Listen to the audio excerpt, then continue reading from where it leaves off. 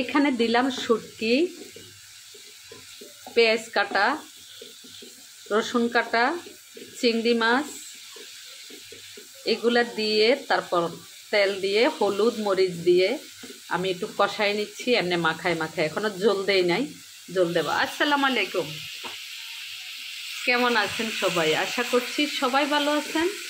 আলহামদুলিল্লাহ, আমি নীলুফার সিলেট থেকে, আপনাদের দোয়ায় আমি ভালো আছি।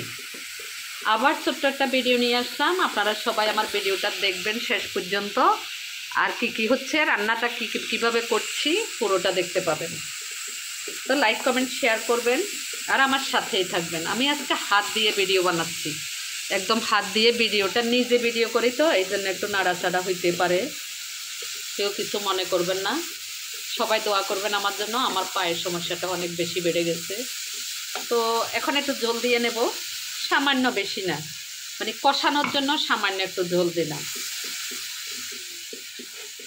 আজকে নতুন আলু, এই যে নতুন আলু এবং শিম কেটে রেখেছি, টমেটো কেটে রেখেছি, এগুলা দিয়ে আমি শুটকি রান্না করব। এখানে শুটকি দিছি, বাঁশপাতা শুটকি 5টা শুটকি দিছি, বেশি বড় সাইজের না, মিডিয়াম সাইজের 5টা শুটকি দিছি, খুব বেশি মরিচ দেই নাই।